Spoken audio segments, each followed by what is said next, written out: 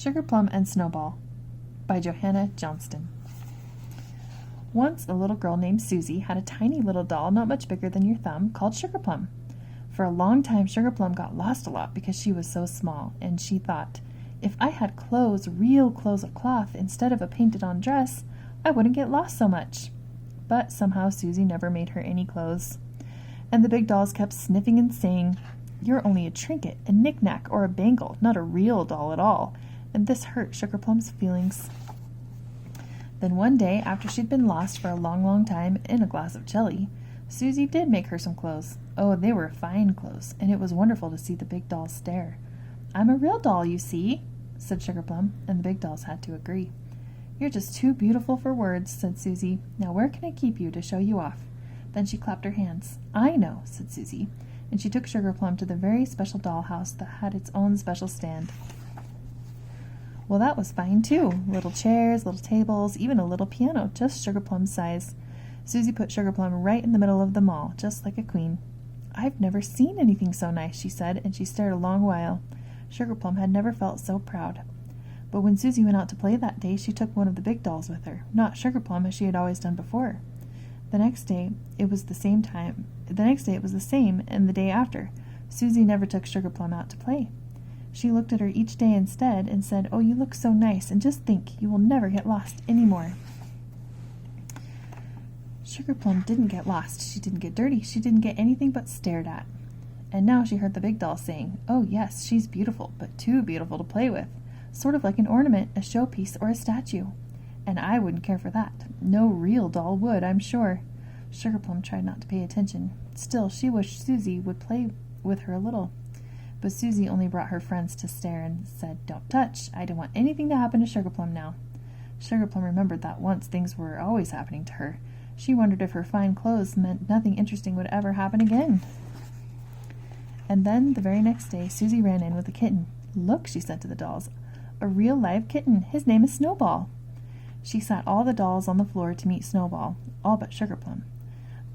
The kitten bounced around from one to the other, pulling at their ribbons and biting at their shoes.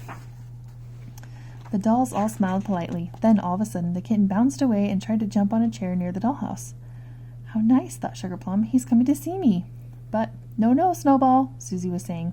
She had Snowball in her arms and was taking him away. "Mustn't touch Sugarplum. She's too fine to play with," said Susie. "Well, you're lucky," said the big dolls, when they were back on their shelf. "Cats are wild. They ruin your clothes. Be glad you're more of an ornament, a showpiece, a statue than a doll, and you don't have to play with him." Sugarplum tried to think she was lucky to be safe from Snowball. But after that, Snowball tried again every day to reach her. And then, one day when Susie was at school, he did. He jumped right into the dollhouse, knocking over a table and chair and pushing the piano out of place. Then he took Sugarplum's sash in his teeth, and suddenly Sugarplum was flying through the air. Bump! Snowball was down on the floor with her. One of her arms was dragging as Snowball ran out of the room. Sugarplum was sure that her beautiful skirt was dragging too. Still, after so long, it was rather nice to be going somewhere again. Where? Down the stairs, through the living room, into the kitchen, under a table, into a basket, and there Snowball put Sugarplum down with all of his favorite things: a spool, a ball, a catnip mouse, and a lot of tangled string. First he batted her this way and that, then he settled down with his paws around her to quietly lick her hair. Sugarplum knew her clothes were getting mussed. She had to be glad when she heard Susie scream, "Snowball, what have you got?" She had to be glad that Susie was down on her knees, grabbing her and scolding Snowball. Susie spent a long time cleaning up Sugarplum. Then she took her upstairs and straightened the dollhouse and put Sugarplum back among the little tables and chairs. "There," said Susie. "Now I'll try to think of some way to keep Snowball from getting you again." And pretty soon, sure enough, with her mother helping her, she did. She put a piece of screen across the front of the dollhouse. "It doesn't look quite as fine as before," said Susie, "but at least you're safe from Snowball." Well, she should have been, but somehow the very next day Snowball worked and worked until he was in beside Sugarplum again. For a while he just leaned against the piano, purring. Then he picked up Sugarplum and got her out past the screen, jumped out to the floor, and he was off. To the attic this time.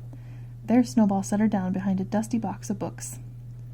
There were cobwebs all around, and soon a small brown spider climbed down her line to see what Snowball was doing.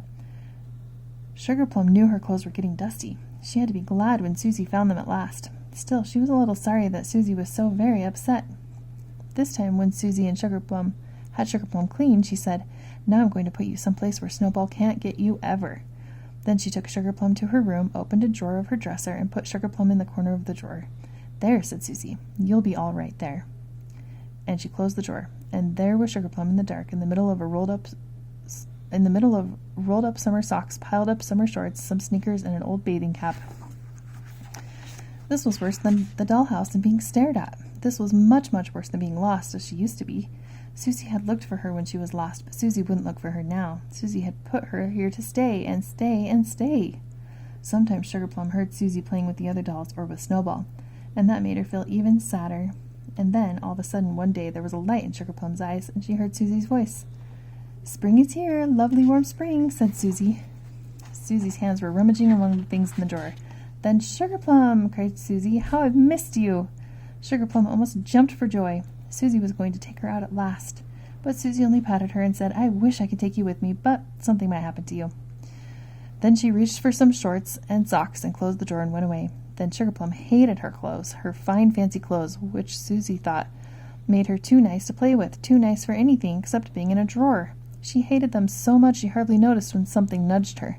Then that something nudged again. It was a furry paw.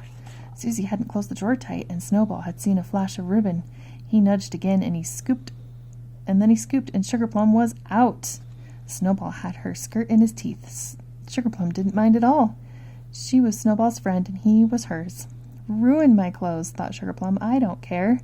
Snowball was racing down the stairs with her. He was running straight through the house. Snowball was having fun, and so was Sugarplum. Out the back door raced Snowball, and out across the new green grass. Spring had come, just as Susie had said. Right ahead was a tree all covered with pink petals. Swoosh!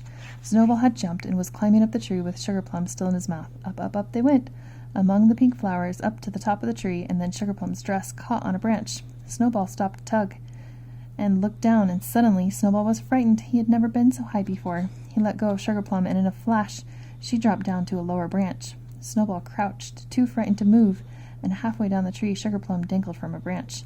"Well," thought Sugarplum, "it's better than the drawer." And with pink flowers and blue sky above her, and soft new grass below, it really was. The sun drifted across the sky and began to set. "Night is coming," thought Sugarplum, "but I don't care. It can't be darker or worse than the drawer." And then she heard Susie calling from far away, but not calling for her. "Snowball, oh Snowball, where are you?" Susie's voice came nearer, and she sounded worried. "Oh Snowball, have you run away?"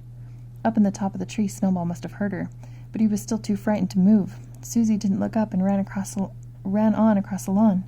Then Susie's mother was calling, "Snowball, Snowball." She came nearer and nearer, and she did look up. Then, "Susie," called Susie's mother, "come here. I found 2 of your friends." Susie came running. "2 friends? What do you mean?" Susie's mother laughed and pointed. "Snowball's up there in the sugarplum tree." "The sugarplum tree?" asked Susie. Then she looked up. "Sugarplum," she cried, "but I didn't even know she was lost. Oh, that's terrible. Why, she might have been lost all night. She might have been here forever, and I wouldn't have even known."